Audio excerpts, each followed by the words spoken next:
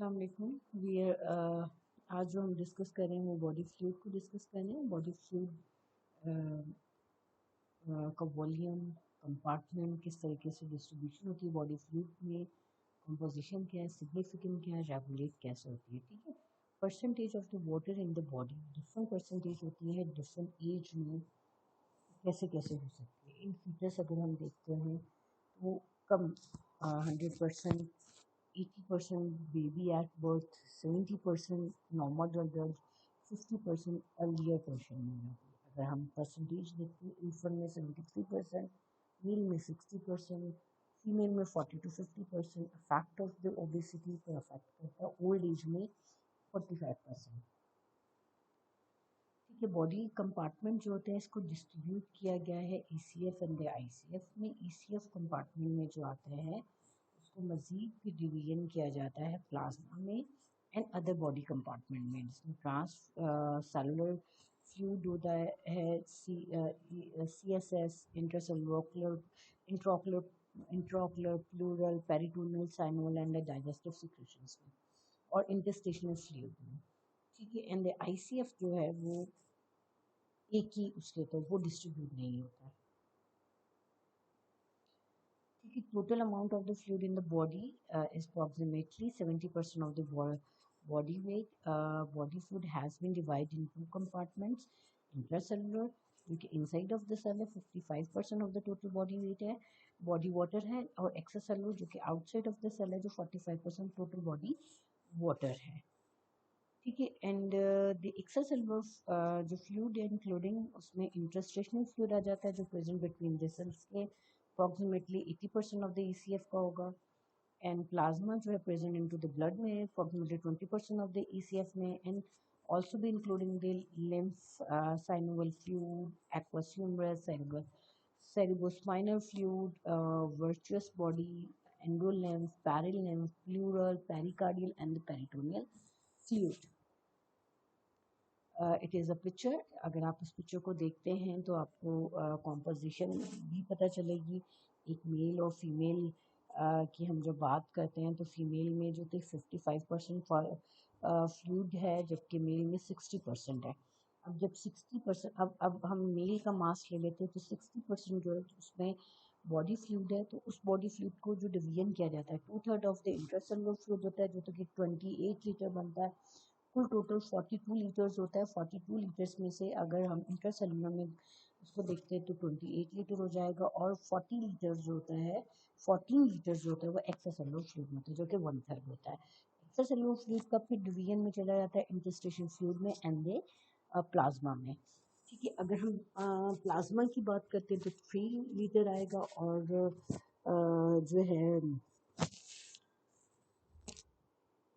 इंटरस्टिशनल fluid जो है वो 80% उसमें होगा, अगर परसेंटेज वाइज देखें हम। ठीक है। और फिर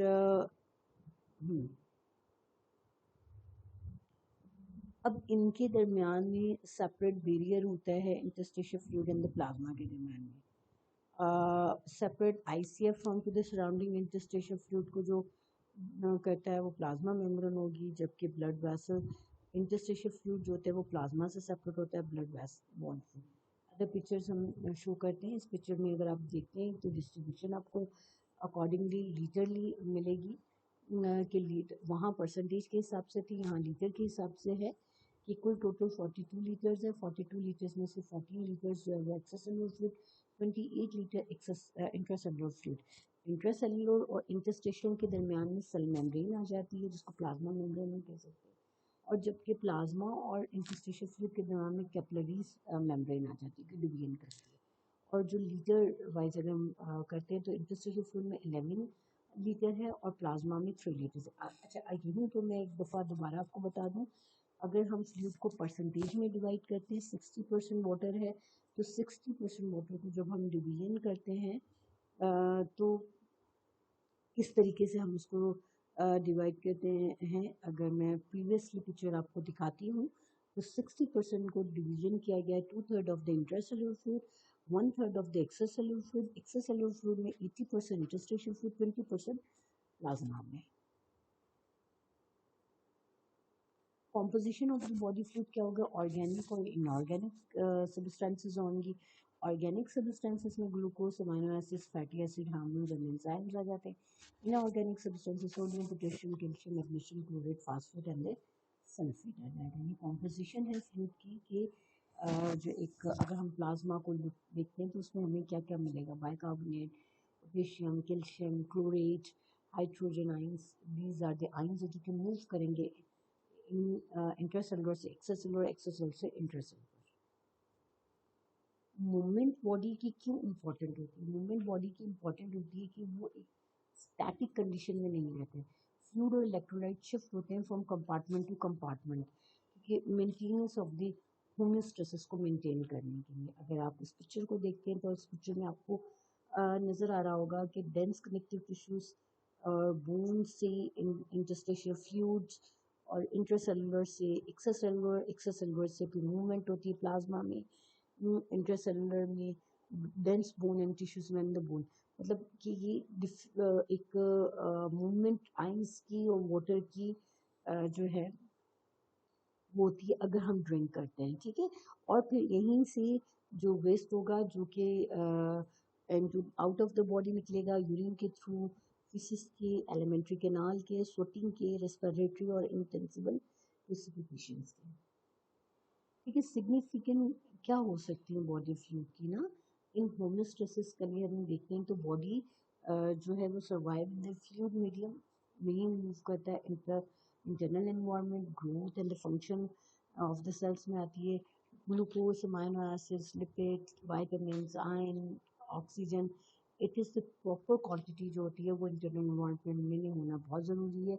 अगर ये प्रॉपर क्वांटिटी होगी तो growth and the function of the sales normal जो है वो चलेंगे, ठीक है। एंड इन ट्रांसपोर्ट मैकेनिज्म में ट्रांसपोर्ट मैकेनिज्म में बॉडी वाटर फ्लूइड जो होती है एक मीडियम प्रोवाइड करती है न्यूट्रिशंस के लिए, एसेंशियल सब्सटेंसेस के जो कि इंटर होते हैं सेल्स में, और वहाँ से वेस्ट प्रोडक्ट जो होते हैं आउट ऑफ द सेल जाते हैं, ठीक है। इन metabolic reaction water inside of the cells present है medium for the various metabolic reaction को प्रोवाइड कर रहा है जो कि growth and the functional activity of the cells में यूज होंगे।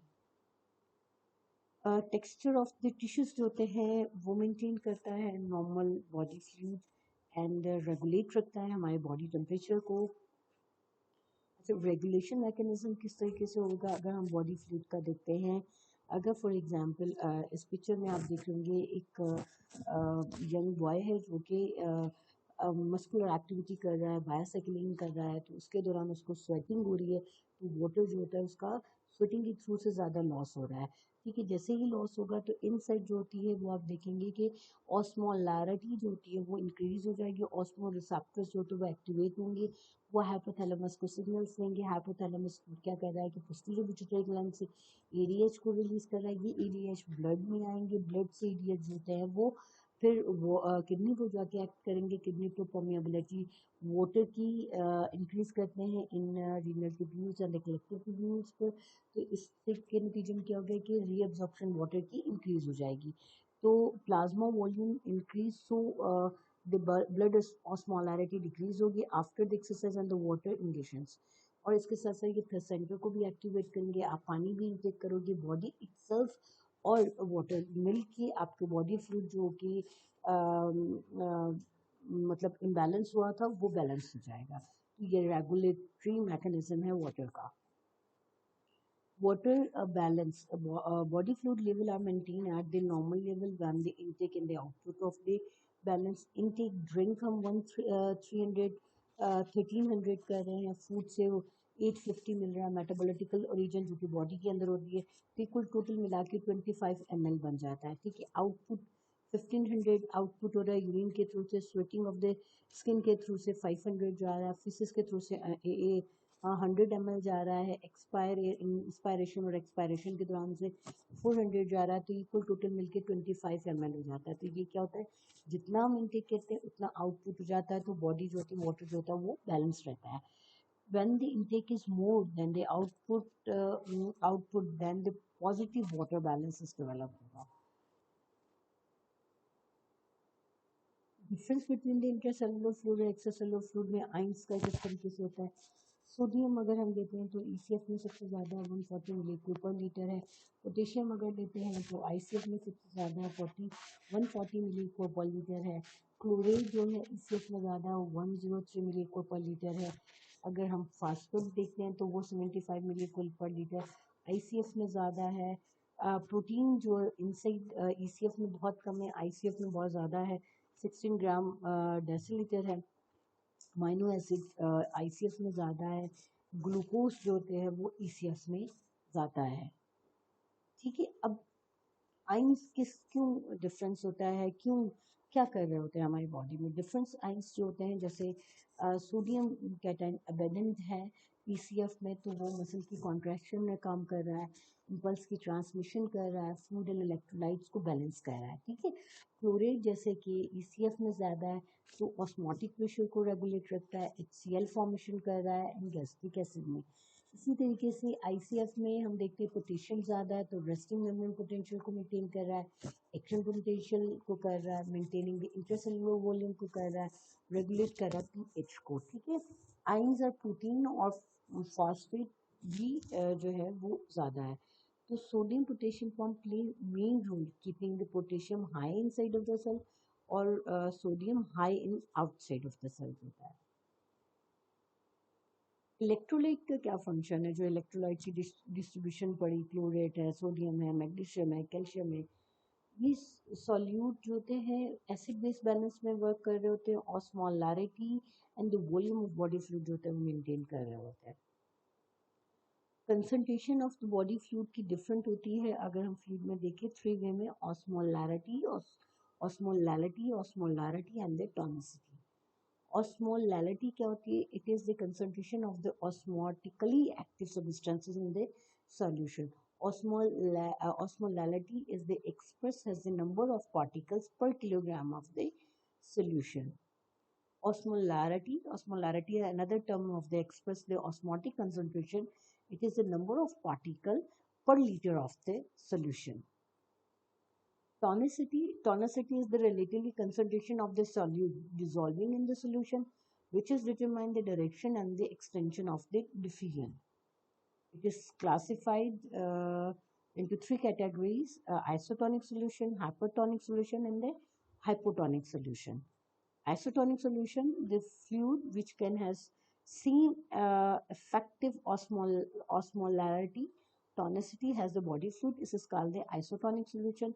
Examples are 0.9% sodium chlorate solution, normal salines, 5% of the glucose solution. Hypertonic solution, the fluid which can has the greater effective osmolality than the body fluid is the hypotonic solution. 2% of the sodium chlorate solution is this example. Hypotonic solution, a fluid which can the less effective osmolarity than the body fluid, it is called the hypotonic solution. Example is the 0.3% of the sodium chlorate solutions. And if the tonicity, अगर हम इसमें हम blood cells को इस different solutions में डालते हैं तो उसका इफेक्ट क्या होता है। हाइपोटोनिक सॉल्यूशन में अगर डालते हैं तो सेल जो होता है वो स्वेल हो जाता है, एंडोमायोसिस होगा और रप्चर हो जाएगा। आइसोटोनिक सॉल्यूशन में तो नॉर्मल सेल्स कोई फर्क नहीं आता है। हाइपोटोनिक सॉल्यूशन में क्या होता है कि सेल्स जो होता है वो श्रिंक हो जाता है, एक्सोस्मोसिस होगी और श्रिंक होने के बाद वो डैमेज हो जाएगा। Thank you.